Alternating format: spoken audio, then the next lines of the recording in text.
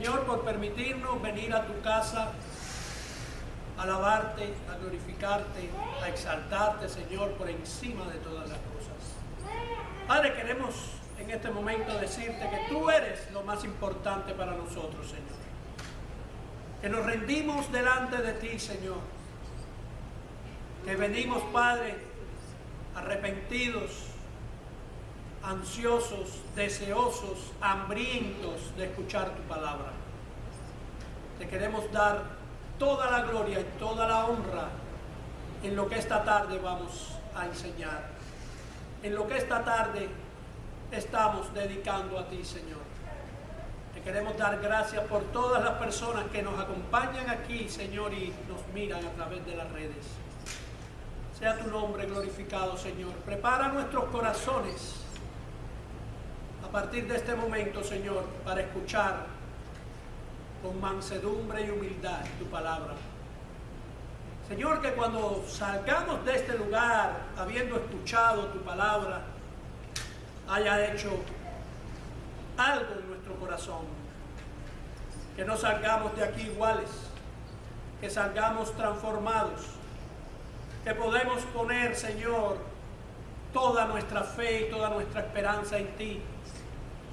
Que esa palabra que ha sido o que va a ser predicada por el predicador, Señor, pero que ha sido dirigida de tu corazón al del Señor, pueda ser una palabra de ánimo, una palabra de consuelo, una palabra de esperanza, una palabra que nos confronte, una palabra, Señor, que nos cambie nuestro carácter, nos cambie, Señor, nuestras actitudes, que podamos decir a viva voz que tú eres nuestro Señor, que Cristo habita en mí.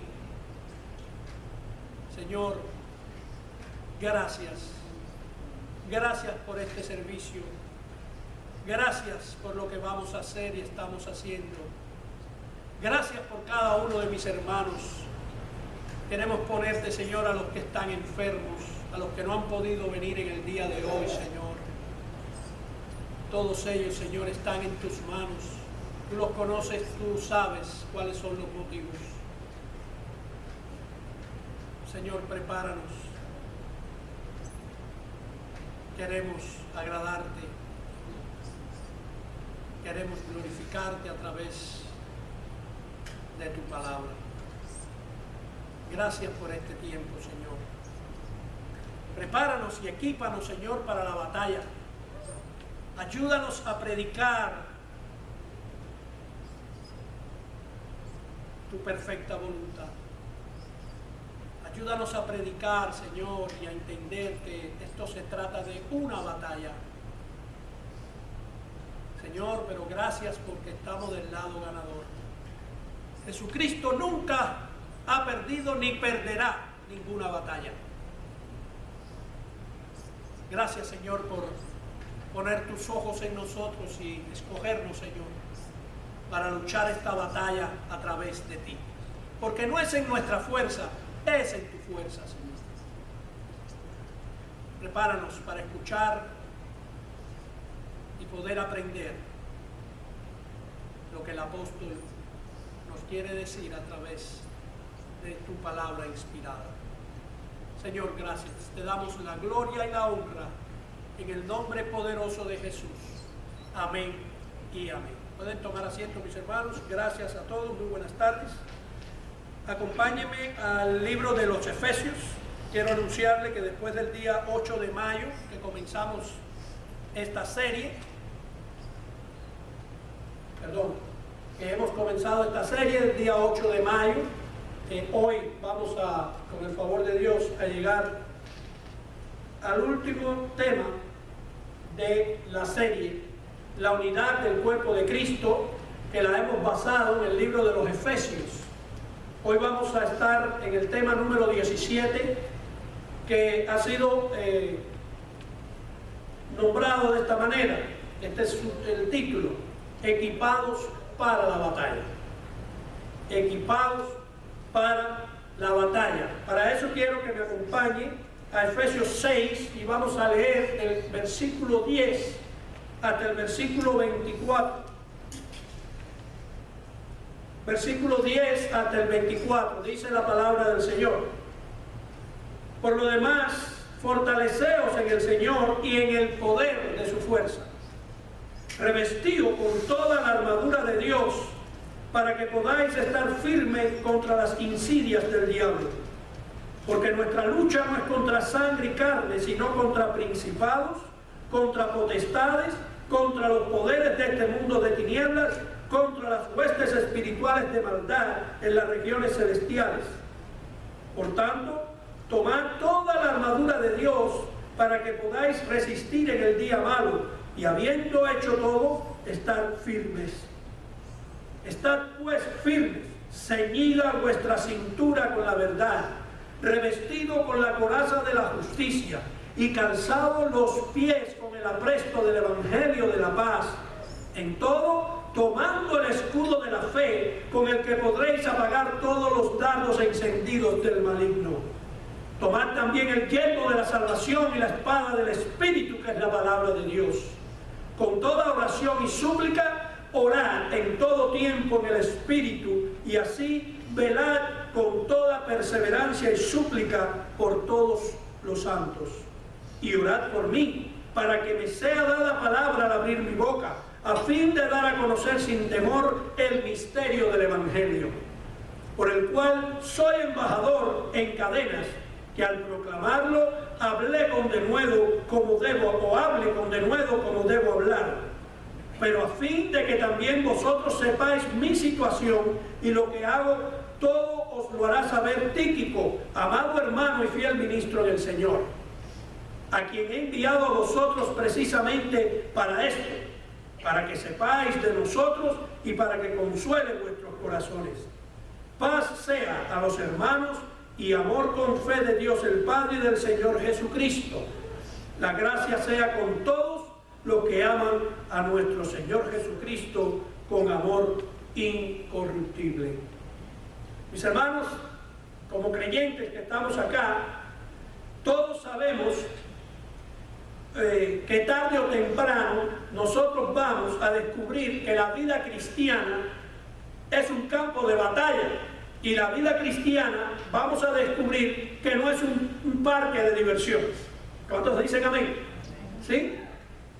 Pero también debemos de saber, por nuestra experiencia y por nuestro caminar en Cristo, que sin el Señor enfrentamos a un enemigo que es mucho más fuerte que nosotros. Por eso necesitamos al Señor en nuestra vida. Por tanto, es razonable que Pablo utilice aquí esta expresión de la batalla para ilustrar el conflicto que los creyentes tenemos. Nosotros tenemos un conflicto, y hay tres conflictos que nosotros tenemos. Tenemos al diablo, tenemos al mundo, pero nos tenemos a nosotros mismos. Eso es un conflicto que cada cristiano lleva, que cada cristiano tiene. Ahora, como hemos venido estudiando, esta epístola contiene temas acerca de las bendiciones espirituales, temas de la maravillosa gracia de Dios, y temas como la unidad de los creyentes en la iglesia como un solo cuerpo. Pero ahora de repente Pablo habla de un gran peligro y una guerra que el creyente tiene que pelear contra las fuerzas demoníacas. Por eso en el versículo 12 de este mismo Efesios dice la palabra que no tenemos lucha contra sangre y carne. Nos dice Pablo. En el capítulo 4, versículo 27, también Pablo nos dice esto: ni deis lugar al diablo. ¿Qué significa? Que el diablo sigue vivo. El diablo está suelto. El diablo está buscando a quien devorar, ¿verdad? Ahora, el diablo, cuando Jesucristo murió en la cruz del Calvario, ahí el diablo fue juzgado, ahí fue sentenciado, y cuando Cristo murió y resucitó, todo eso fue hecho en la cruz del Calvario. Pero todavía el diablo tiene poder. Todavía el diablo está vivo. Y si nosotros le damos oportunidad de influir, va a influir y va a corromper las vidas de aquellos que se dejan influenciar por él. Mis hermanos, no estamos hablando de un juego. Pablo a este tema de la batalla espiritual, de que nos equipemos para eso. Por eso que Pablo, antes de cerrar sus cartas, entonces identifica al verdadero enemigo y cuáles son sus huestes de maldad. Satanás, mis hermanos, escuchen, Satanás siempre va a odiar el estilo de vida que Pablo nos ha enseñado en la carta de Efesios. Satanás va a odiar eso. ¿Cuál? Una vida de unidad en la iglesia. Satanás odia eso. Una vida de unidad en el matrimonio. Satanás odia eso. Una vida de unidad en la familia. Satanás odia eso. El crecimiento espiritual nuestro. Satanás odia eso. Es muy importante saber que estamos en una gran batalla. Todos estamos en una gran batalla.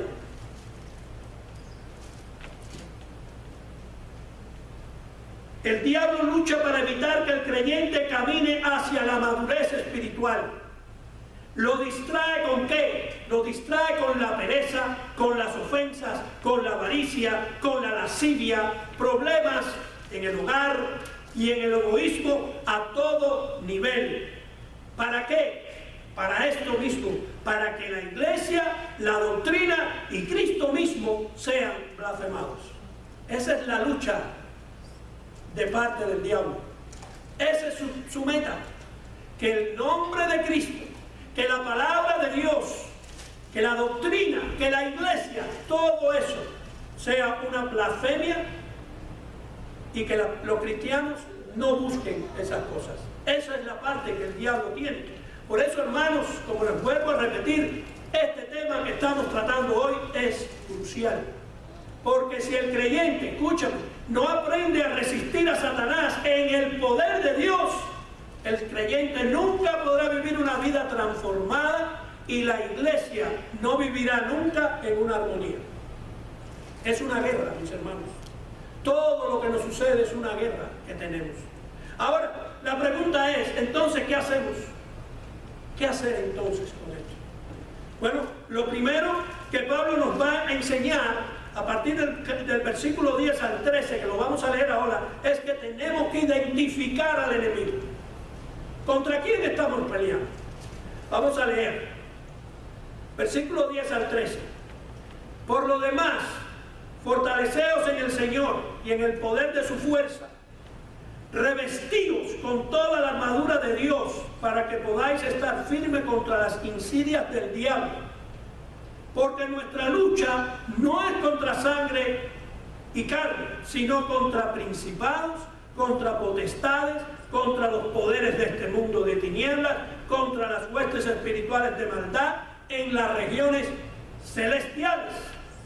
Por tanto, dice el versículo 13, tomad la armadura de Dios para que podáis resistir en el día malo y habiéndolo hecho todo, ¿estar qué? Firmes. Estar firmes, ¿verdad? Ahora, a menudo, ¿qué es lo que le sucede al cristiano? A menudo nosotros pensamos que los enemigos nuestros son humanos, ¿sí? A veces pensamos que el enemigo nuestro es el que nos ofende, el que nos critica, el que nos persigue.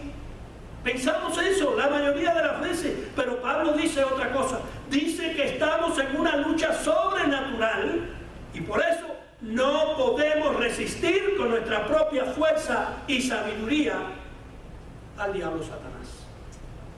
¿Sí? En cuanto a la oposición de Satanás, los cristianos se han equivocado de dos maneras. Algunos piensan que el diablo y sus mensajeros están detrás de todo mal, cuando en realidad el cristiano enfrenta también la influencia del mundo que lo rodea y su propia naturaleza pecaminosa. ¿Sí? El creyente sufre aflicciones y pruebas que resultan de sus propias decisiones muchas veces. La gran mayoría de las veces no es el diablo, son decisiones que nosotros hemos tomado, cosas que nosotros hemos hecho que tenemos que sufrir la consecuencia. ¿Entiende? Por eso dice Pablo que hay que identificar al enemigo, ¿sí? Entonces dice, el creyente sufre aflicciones y pruebas que resultan de sus propias decisiones o por causa de la maldición de la naturaleza por el pecado de Adán. Otros se equivocan porque no reconocen la realidad y el poder de Satanás en el mundo actual. Por eso, el crecimiento de la iglesia, la transformación de los humanos y la unidad de los creyentes desafían directamente a Satanás. Esto que nosotros estamos haciendo aquí desafía directamente a Satanás. Él no se va a quedar tranquilo. Entonces, ¿qué hace Satanás? Pues él va a dirigir todos sus esfuerzos para destruir la armonía de la iglesia, el testimonio del pueblo de Dios, y trabaja en contra de todo lo que Pablo enseña y exhorta en Efesios, guiados por el Espíritu Santo. Hay que identificar al enemigo. El diablo Satanás también se vale de nuestra naturaleza pecaminosa para alejarnos de la consagración y la santidad, para desviarnos de la voluntad de Dios. La naturaleza pecaminosa que incluye,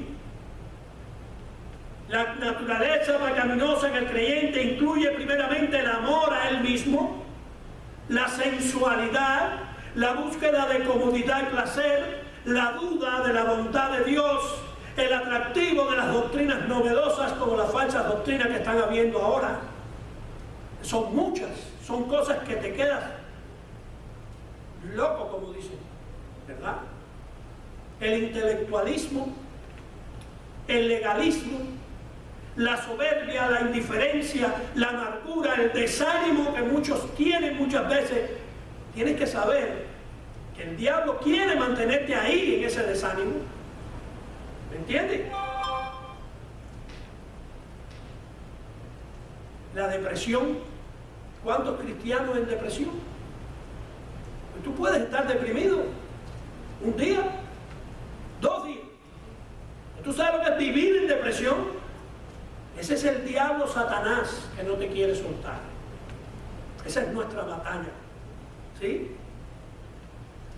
A menudo el diablo no nos ataca directa y abiertamente. Sí, porque esa es otra. Él se disfraza de ángel de luz, recuerden. ¿Sí? Sino que él nos ataca en maneras escondidas, sutiles, seductoras e inesperadas. Métodos adaptados perfectamente al individuo. Cosas que a ti te gustan, él lo va a hacer para que tú te adaptes a eso. Porque él sabe lo que a ti te gusta, él sabe de dónde Dios te sacó. Recuerda, nosotros antes de venir a Cristo éramos hijos del diablo. Él sabe lo que a ti te gusta. Él lo sabe cuál es tu debilidad. Él sabe cuál es tu debilidad. Por ahí, aún tú siendo cristiano, él va a tratar de estar siempre en eso, y en eso, y en eso, y en eso. Por ejemplo, mientras el creyente se enorgullece de su victoria sobre los vicios y el escándalo, Satanás promueve sus actitudes internas de crítica, resentimiento, ambición, avaricia, pereza o envidia. Sin embargo, el apóstol también da esperanza al cristiano que se siente acosado por las huestes de maldad. Satanás, mis hermanos, es más potente que los humanos.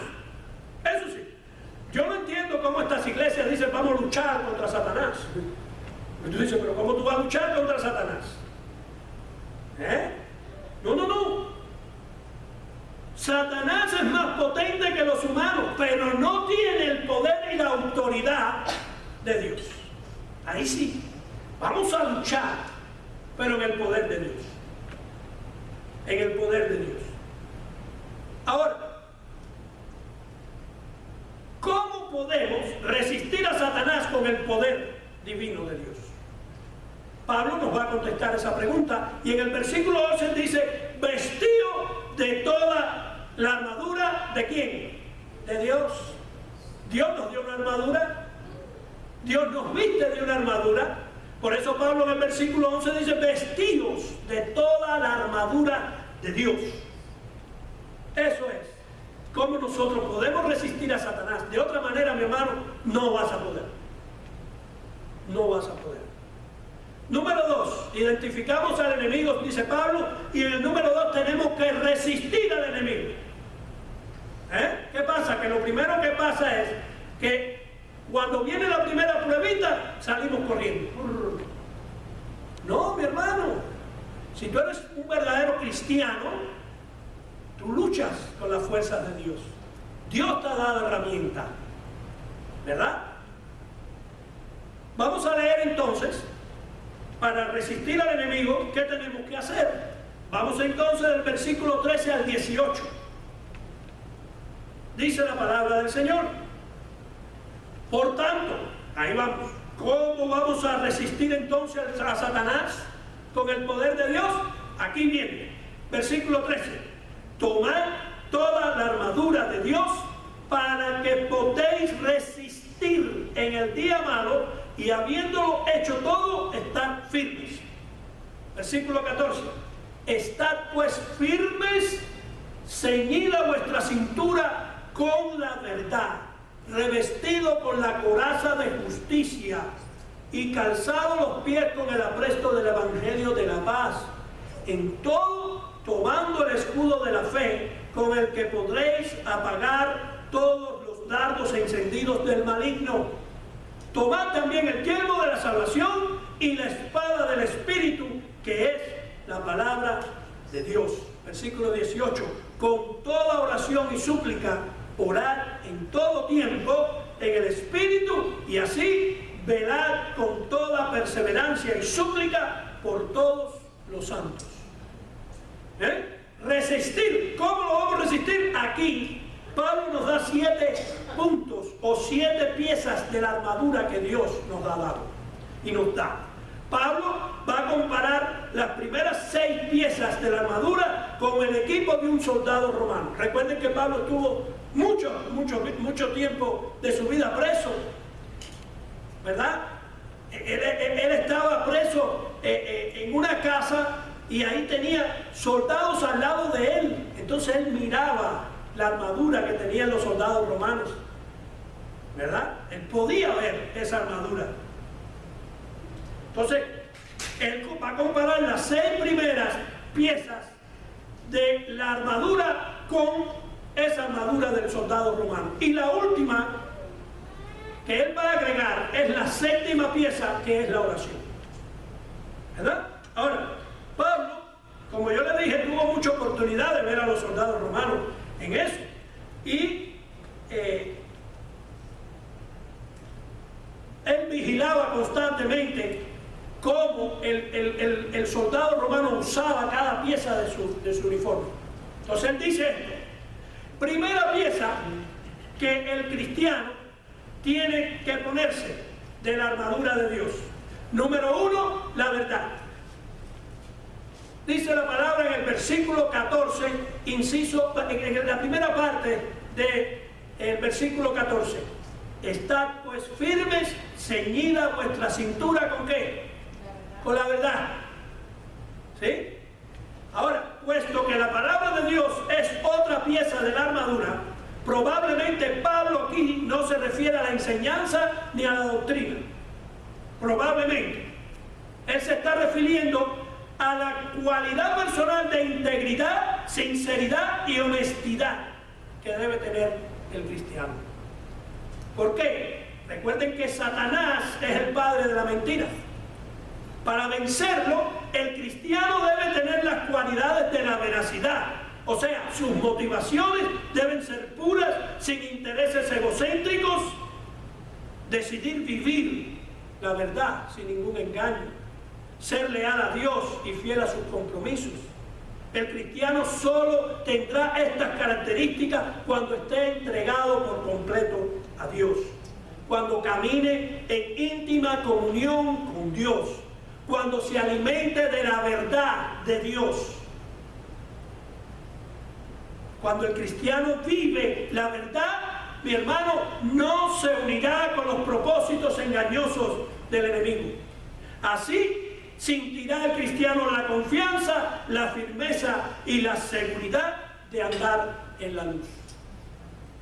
La primera pieza de la armadura es la verdad. La segunda pieza, en el mismo versículo 14, inciso B, es la justicia. Dice el versículo, revestido con la coraza de la justicia. ¿Sí? La verdad, la justicia. La coraza del soldado, ahí usted puede ver la foto del soldado, ¿verdad? Lo cubría y protegía desde los hombros hasta los lomos. Quiere decir, todo esto que está aquí es la coraza que él usaba. ¿Para qué? Para que las flechas no lo... ¿verdad? O la espada del enemigo. ¿Sí? La coraza era la principal protección de su cuerpo contra la espada corta del enemigo. Esa coraza representa la justicia, ¿verdad? La justicia del creyente le fue imputada cuando confió en Cristo y Dios lo aceptó vestido de la justicia divina por causa de la obra de Jesús en la cruz del Calvario. Ya el creyente ha recibido esa bendición, pero el pasaje nos manda aún así a ponernos la coraza de justicia. ¿Por qué será? Pablo exhorta al creyente a una vida de rectitud y obediencia práctica. No es solamente conocimiento. El conocimiento es bueno, pero el conocimiento que no ponemos en práctica en vano es. Todo lo que hay aquí tenemos que bajarlo aquí como hijos de Dios. ¿Sí? El obedecer a Dios y practicar la santidad y la rectitud derrotan las tentaciones de Satanás. Cada acto de obediencia fortalece al creyente para rechazar el siguiente ataque. Los ataques son diarios, a toda hora, o si no, díganme si es verdad o no. ¿Verdad? Tenemos entonces la verdad, la justicia, y ahora viene el evangelio de la paz. Versículo 15. Y calzado los pies con el apresto del evangelio de la paz. El soldado romano llevaba una bota, yo no sé si usted lo ha visto en la película, que era una media bota, pero tenía los dedos afuera. ¿Sí? Estaba amarrada al tobillo y a la pierna y tenía suelas fuertemente reforzadas. Esas botas capacitaban al soldado para realizar muchas y muchas largas caminatas. Y dentro de esa caminata larga, él a través de esas botas que tenía podía mantenerse en una posición fuertemente firme, reforzado. ¿Sí? Él con esas botas no se resbalaba. Cuando venía la guerra y tenía que enfrentarse al enemigo, esas botas permitían que no resbalara y pudiera estar firme contra la acechanza del enemigo. ¿Sí? El significado de las botas es el apresto del evangelio de la paz. La frase debe entenderse como el estar preparado para anunciar el evangelio. El cristiano tiene que ponerse esas botas y estar preparado a anunciar el evangelio donde quiera que vaya. No importando el camino, no importando las condiciones, no importando nada.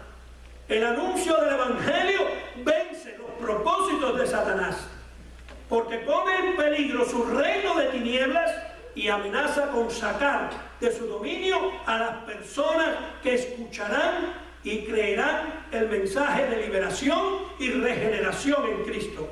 Por eso, mi hermano, Satanás odia y teme al evangelio. Él lo odia. Él no se va a quedar sentado, ¿verdad? Después viene otra parte, la fe.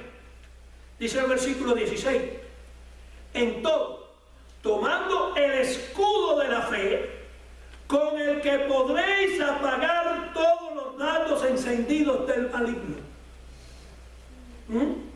La fe, mis hermanos, acompaña y complementa las otras piezas de la armadura. Todo tiene que estar fortalecido con la fe. El escudo del soldado no era un escudo pequeño o redondo, sino era rectangular, de más de 1 metro de alto y como de 75 centímetros de alto del soldado. Estaba hecho de 2 tablas unidas, con pegamentos y forrado con lino y cuero, y amarrado con hierro de arriba a abajo. Eso servía, ese escudo, para apagar las flechas incendiarias, y a veces los soldados empapaban el cuero con agua con ese fin.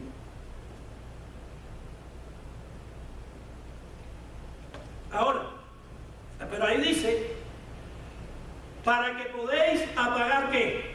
Los dardos encendidos. ¿Cuáles son los dardos de fuego del maligno? Bueno, para el cristiano, los dardos de fuego del maligno, lo que el maligno te va a tirar, son tentaciones que van a querer provocar ¿qué? Rebeldía, pecados sensuales, avaricia, críticas, enojo, otras formas de desobediencia. Esos son dardos que el enemigo nos va a tirar. Pero otros dardos quizás son el desánimo, la depresión, la duda, la amargura del creyente, la oposición, la crítica, el rechazo de otros, también pueden ser dardos. ¿Sí? Un dardo fuerte para el cristiano, ¿no sabe cuál es? El orgullo. Eso es un tremendo dardo que nos tira el enemigo. Y si no tenemos el escudo de la fe, ¿cómo lo paramos? El orgullo, la soberbia, la prepotencia, la autosuficiencia, todas esas cosas quitan la dependencia del cristiano de su papá Dios. Por eso tenemos que tener el escudo para defendernos de cualquiera de esos dardos de fuego que el enemigo dispara. Nosotros como hijos de Dios tenemos que ejercer la fe en Dios. No importa el dardo, tú tienes fe en Dios. El depender del Señor en el momento del ataque y de la debilidad libera el poder divino que nos ayuda a vencer. Si no estamos conectados con Dios, con esta parte de la armadura, no vamos a poder vencer tampoco. Necesitamos el escudo de la fe. Después tenemos la salvación. Mira el versículo 17a, dice: tomad también el yelmo de la salvación. ¿Cuál es el yelmo? El yelmo es la figura de la seguridad de la salvación. Mira, ¿a dónde está la batalla del cristiano? En su mente. Ahí está la gran batalla nuestra. Aquí. Entonces Pablo dice: wow, mira el yelmo que tiene este soldado romano. Ese es el yelmo que debemos de tener los cristianos, cubriéndonos nuestra cabeza, cubriéndonos nuestra mente. El yelmo es figura de la seguridad de la salvación. Es significativo que el yelmo protegía la cabeza del soldado romano, así como también va a proteger la nuestra. ¿Por qué? Porque los pensamientos son guardados y cuidados con la seguridad del perdón y la aceptación de Dios. La seguridad, mis hermanos, de ser hijos de Dios, coherederos con Cristo y estar sellados por el Espíritu Santo que nos garantiza el futuro con Cristo. Eso le da confianza al creyente. Esa es la confianza que tenemos como creyentes. Por otro lado, el que duda de su salvación es vulnerable a los ataques del diablo. ¿Por qué? Porque le falta firmeza, le falta estabilidad y le falta fe en los momentos críticos cuando el diablo lanza sus dardos de fuego. ¿Están entendiendo la importancia de la armadura de Dios? ¿Están entendiendo que estamos en una batalla? Hay que entenderlo. Pero después dice que está la palabra de Dios. Versículo 17b. Y la espada del Espíritu. ¿Cuál es la espada del Espíritu, mis hermanos? Dice el versículo, que es la palabra de Dios. Esta espada corta, la espada romana no era una espada así, era una espadita corta. Pero esa espada corta era más peligrosa que una. Era peligrosísima. Esta espada corta simboliza las palabras o los dichos de Dios. Es un vocablo que se refiere a una palabra específica, hablada o anunciada. ¿Cuál? Esa espada es el Espíritu Santo. Es la espada del Espíritu. Esa que penetra. Esa que corta hasta los tuétanos. Esa es la espada de Dios. La que nos descubre, la que nos desnuda. Esa es la espada de Dios. ¿Sí? Esta palabra o esta espada es la que se utiliza para convertir al no creyente, para edificar al que ya es cristiano. Para convertir al creyente es necesario la palabra de Dios, pero también para edificar al que ya es creyente es necesaria la palabra de Dios. ¿Sí? ¿Por qué? Por la palabra de Dios somos edificados, por la palabra de Dios somos redarguidos, por la palabra de Dios nos corrige. La palabra de Dios es la que nos lleva hacia la rectitud como hijos de Dios. Todas estas obras de la palabra y del Espíritu fortalecen al creyente. ¿Para qué? Para resistir al enemigo. Lo vamos a resistir. Ahora, la pregunta es la siguiente: ¿cómo entonces, pastor, tomaremos la espada del Espíritu? ¿Cómo podemos nosotros tener la espada del Espíritu? Primeramente hay que leerla. Ahí está. La palabra de Dios no es para ponerla arriba de la mesita de noche. La palabra de Dios es para leerla. Y cuando decimos leerla, ahí estamos diciendo que hay que analizarla, hay que escudriñarla. No es leerla como si estuvieras leyendo un libro de cuentos. No, la palabra de Dios para analizarla, entenderla, hacerle preguntas. Para eso es.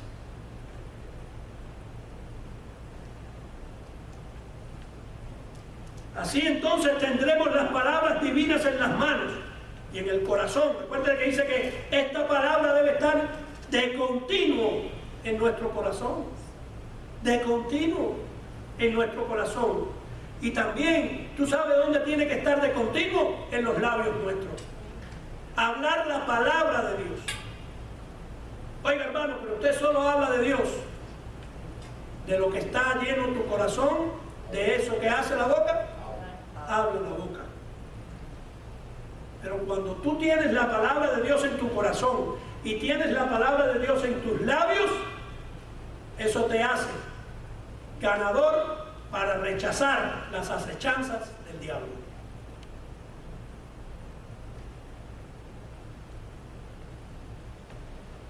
El último punto dentro de la coraza que Pablo añade, acuérdate que pone 6 y hay un séptimo punto que Pablo añade, es la oración.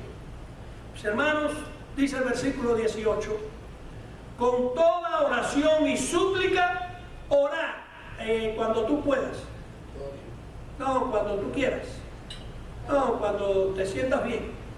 No, dice Pablo, con toda oración y súplica, orar en todo tiempo en el Espíritu, y así velar con toda perseverancia y súplica por todos los santos. Desgraciadamente en las iglesias, mis hermanos, el culto de oración es el que menos llegamos. Y yo te cuento algo. Más importante que el estudio es la oración. Fíjate que ahí nos dice, estudien Romanos todo el tiempo. O estudien tal libro todo el tiempo. No, ahí dice, orar, ¿cuándo? Todo el tiempo. Hay que orar. La gasolina del cristiano, mi hermano, es la oración. Es la oración. Pablo, al hablar de la oración, no la compara con una de las piezas de la armadura. Tal vez quiere decir que la oración no es otra pieza, sino es la atmósfera en la cual el creyente haya fortaleza, apoyo y sabiduría para vestirse con el equipo espiritual. Fíjate, los otros son súper importantes, pero la oración es el que te da el denuedo, la fuerza, la inspiración de parte de Dios para poderte poner todas esas cosas y tener intimidad con tu Padre, ¿verdad? Pablo dice que el creyente debe orar constantemente y valerse de toda clase de comunicación con Dios. Eso es constante. Tesalonicenses que dice orar sin cesar.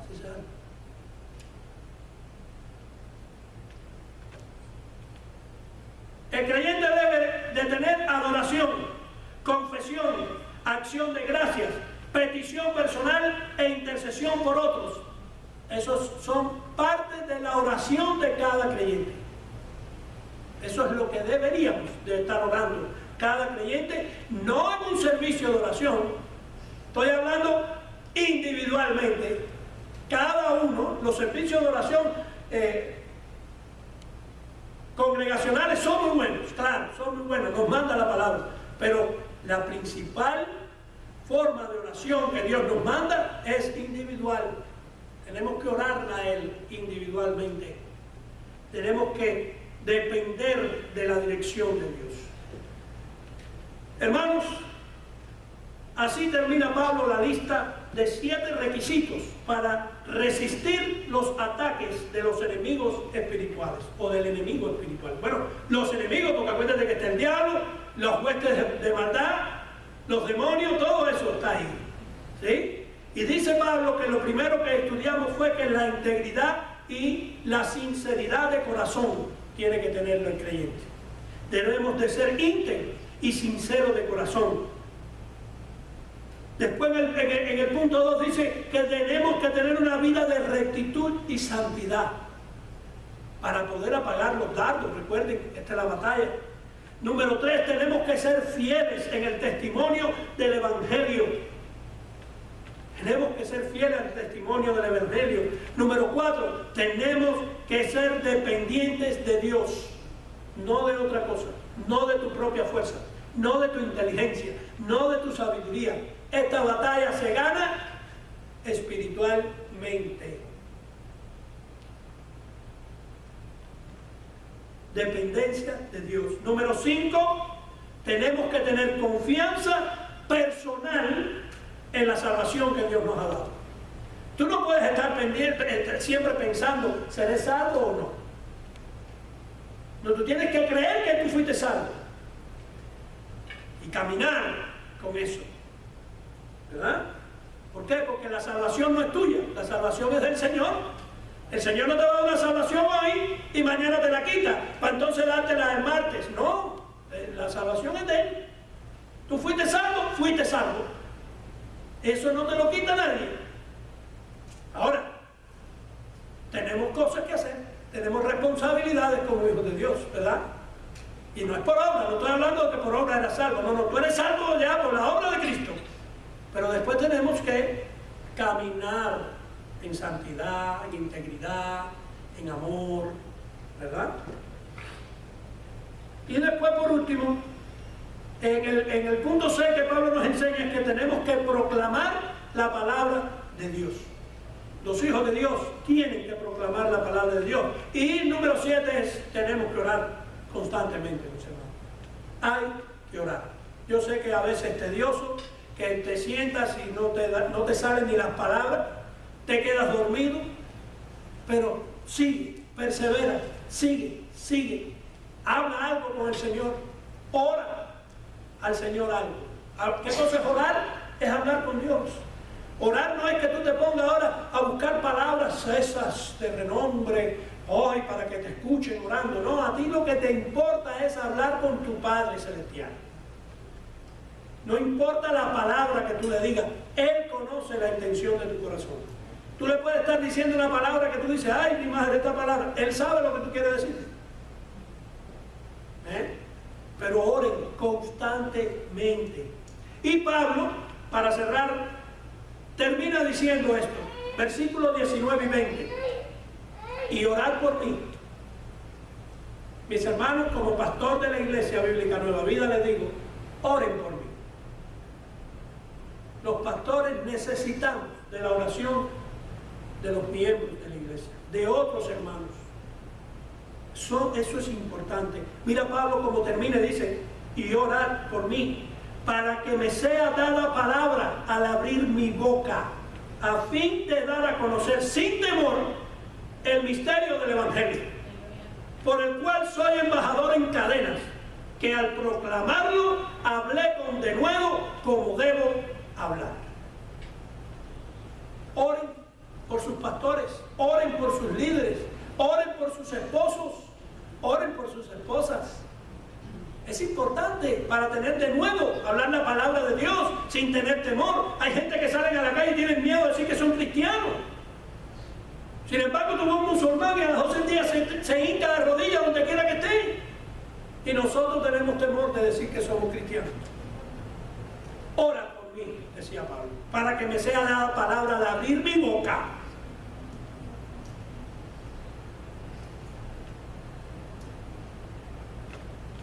Pablo, sin sentirse desanimado ni derrotado, escribió poderosas cartas de estímulo desde la prisión. Acuérdense que Pablo escribió desde la prisión.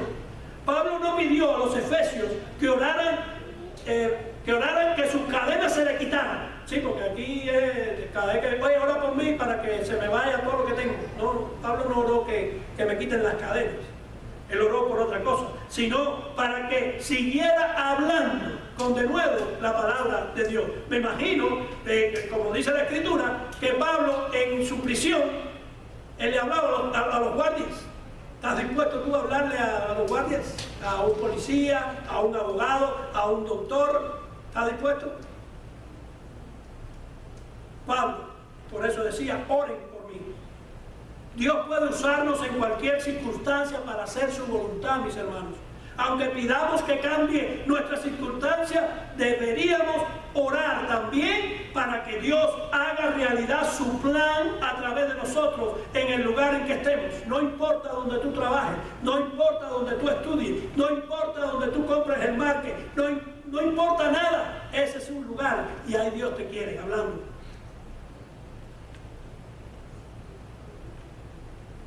Ahora, creo que ha sido de bendición esta carta de los Efesios. No sé a ustedes, para mí ha sido una bendición tremenda toda esta carta de los Efesios. Y para terminar quiero dar una especie de resumen de lo que hemos estudiado en esta carta. Primero vimos que nosotros fuimos creados para alabarle a Él. Recuerden siempre esto, antes de la fundación del mundo. Eso es muy importante. Pero fuimos creados con el único propósito de alabarlo a Él. Después Pablo nos dijo que éramos ricos. ¿Se recuerdan? En Cristo somos ricos. Bastante nos enseña qué hacer con toda esa riqueza, porque somos ricos, pero muchos no saben qué hacer con esa riqueza. ¿Verdad? Después nos muestra nuestra verdadera condición espiritual. Dice que estábamos muertos. ¿Se recuerdan? Estábamos muertos en nuestros delitos y pecados. Y después nos sacó ¿de qué? De la tumba. Eso aprendimos en Efesios. Pero Dios nos da vida, cambia todo y nos permite unirnos en un solo cuerpo, que es la iglesia. ¿Se recuerdan el misterio revelado a Pablo entre gentiles y judíos? ¿Qué hizo Dios? Le reveló el misterio y hizo un solo pueblo. ¿Sí? Pero la segunda oración de ese capítulo 3 nos dice que todos debemos de doblar nuestras rodillas para buscar el propósito de Dios para cada uno de nosotros. ¿Cuál era el propósito? Hacernos un hombre nuevo, ¿verdad? Para comportarnos así, de esa manera en la iglesia. Recuerden que también dice que Pablo, que el Señor nos dio ¿qué? Dones a cada uno. ¿Se recuerdan? Nos dio dones. ¿Para qué? Esos dones dados por el Señor, Él nos los dio para que los pusiéramos en función de la obra, en función del cuerpo, en función de nuestros hermanos.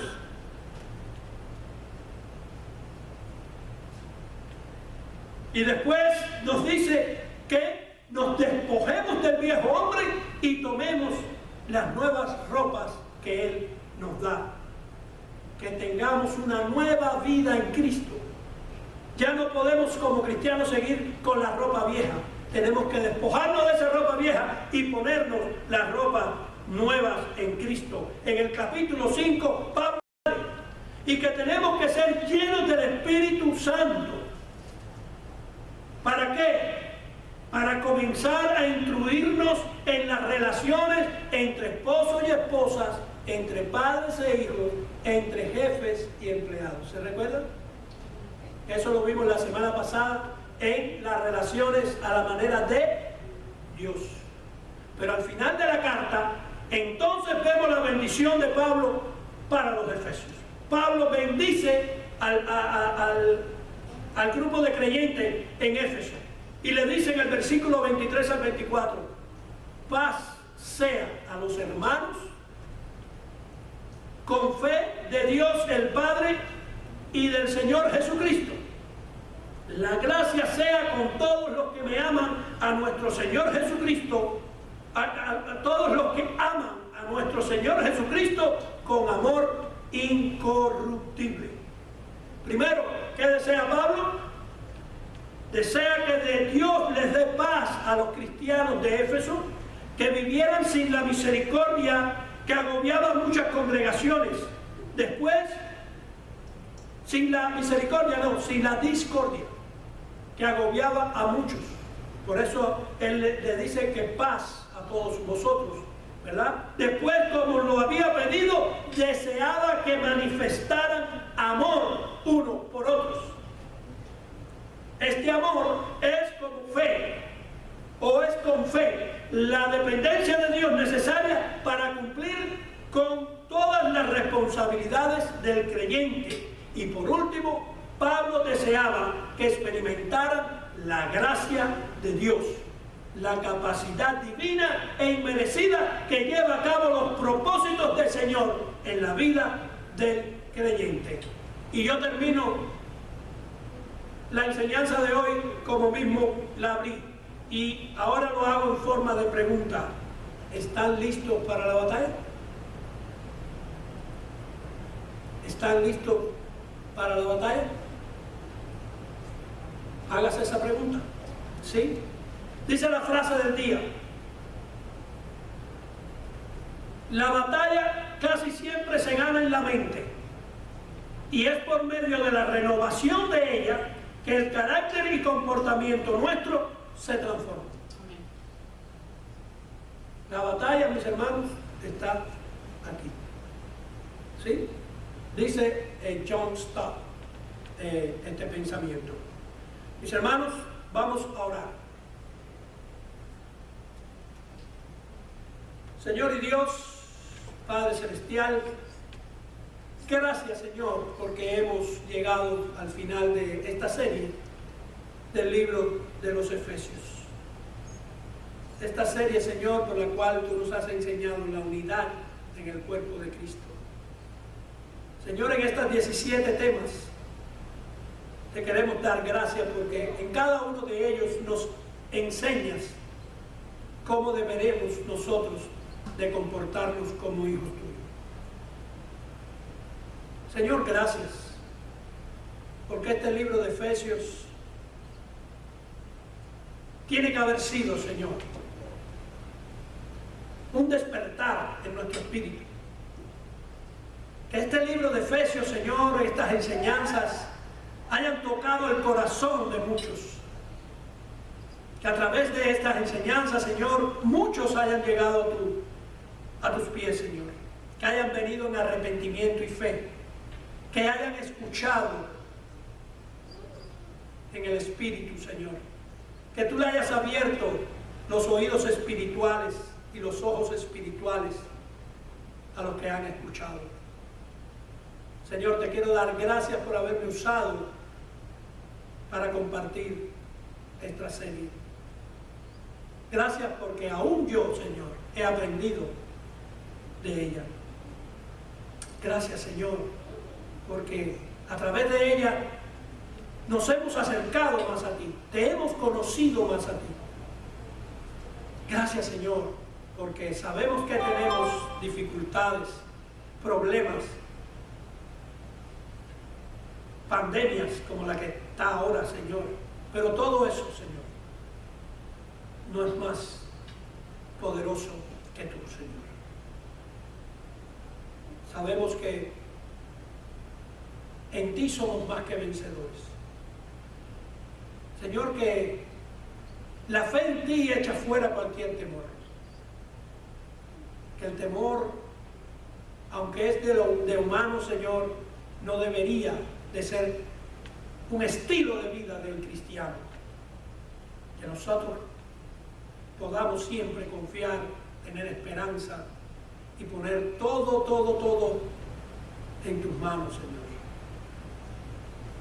Gracias por esta enseñanza.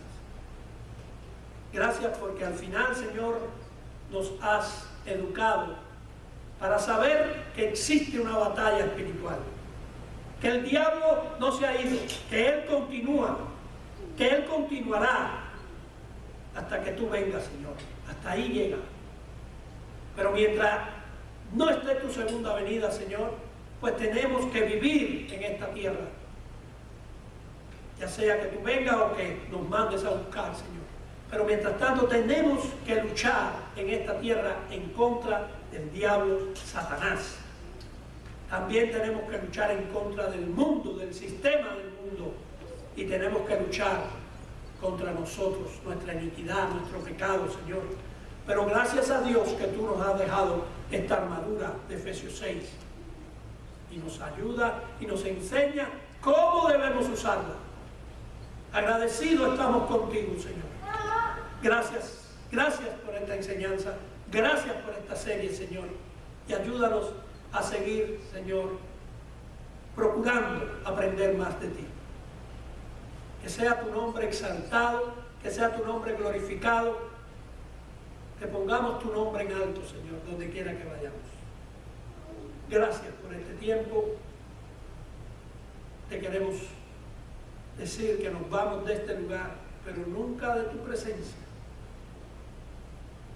Señor, también quiero orar por los niños que empiezan mañana la escuela, que tú los guardes, que tú los cuides, que tú siempre tienes el control de ellos, Señor. Cuida a nuestros niños, educa, que sean educados, Señor, y apártalos de todo mal y de toda persona que quiera hacerle mal. Enseña a sus padres, Señor, a que oren por ellos toda la mañana, todos los días. Que haya un discipulado en la casa familiar, el padre como pastor, la madre como ayuda idónea y los hijos, Señor. Que oren todos los días, que oren todas las noches antes de irse a la cama. Que sea un hábito, Señor. Padre, gracias. Gracias por este tiempo. En el nombre poderoso de Jesús. Amén y amén.